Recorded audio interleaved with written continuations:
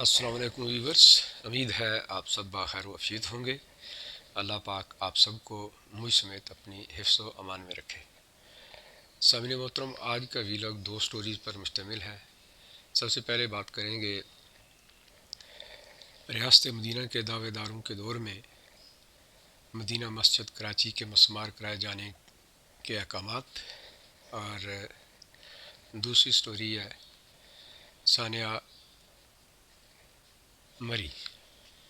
سب سے پہلے بات کر لیتے ہیں کہ 40 سال قبل تعمیر کی گئی مسجد، جو تمام ضروری کاغذات لینے کے بعد NOCs لینے کے بعد تعمیر کی گئی، اور کراچی کے ایک تجارتی مرکز تارک روڈ پر اس کی تعمیر ہوئی مدینہ مسجد کے نام سے۔ اور کچھ دن پہلے اس مسجد کو گرائے جانے کے احکامات جناب چیف جسٹس پاکستان گلزار احمد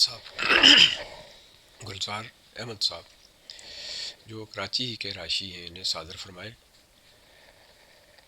اور اس کی وجہ یہ بتائی گئی کہ یہ مسجد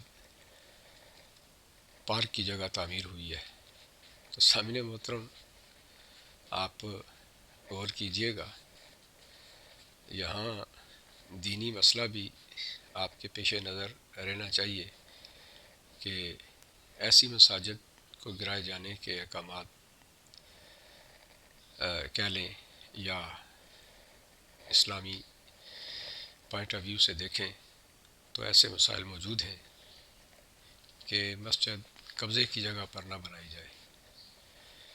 تو یہاں اگر اس پہلو کو دیکھتے ہیں تو park as the property of government of Pakistan,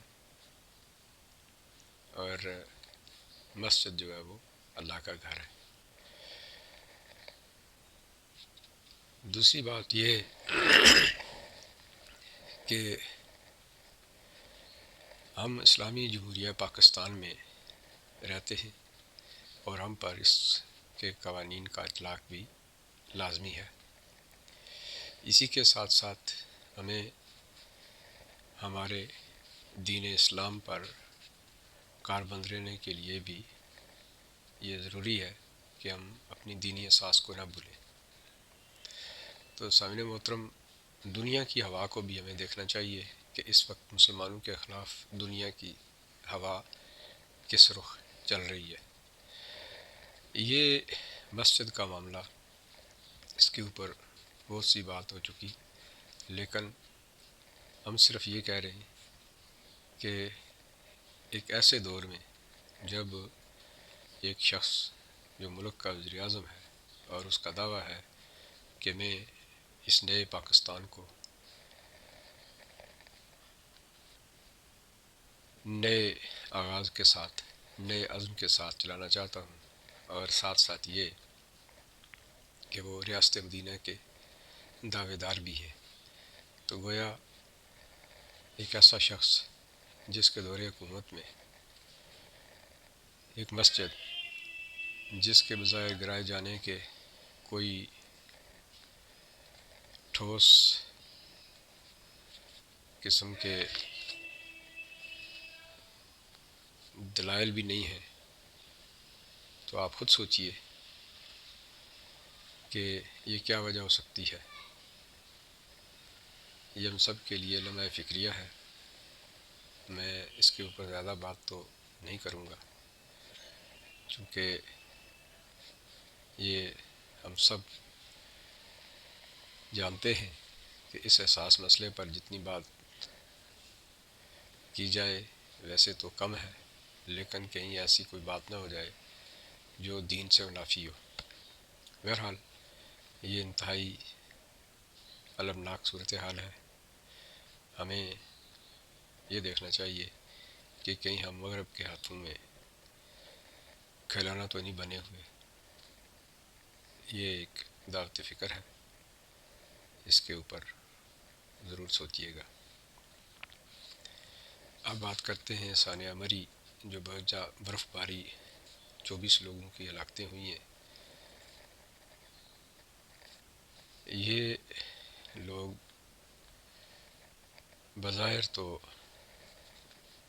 سیاح تھے، اور عموماً دیکھا یہ گیا ہے کہ سیاح جب کسی مہم جوئی کے لیے جاتے ہیں تو مشکل مقامات پر ان کے ساتھ ایسے واقعات پیش آتے ہیں، لیکن یہاں عجیب صورتحال ہے کہ ان سیاحوں کے ساتھ جو کچھ دن پہلے ہی حکومت پاکستان جناب عمران خان صاحب کے ایک وزیر یہ اعلان کرتے ہیں کہ برف باری شروع ہو چکی ہے اور مری میں ماشاءاللہ اس سال بہت سے آ رہے ہیں، دوسرے ہی دن یہ واقعہ ہو جاتا ہے۔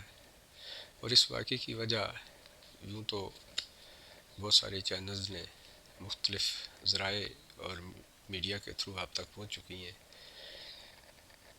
اور ظاہر یہ ہوا کہ یہاں عدم تحفظات، عدم اقدامات جو حکومت کو کرنے چاہیے تھے وہ نہیں تھے، ناکافی سہولیات تھیں، جس کی وجہ سے یہ حادثہ پیش آیا۔ اور ستم ظریفی دیکھیے کہ گاڑیوں میں بیٹھے لوگ رات سردی میں ٹھٹھر کر اللہ کو پیارے ہو گئے، جس میں چھوٹے چھوٹے بچے بھی تھے، خواتین بھی تھیں۔ بتایا جاتا ہے کہ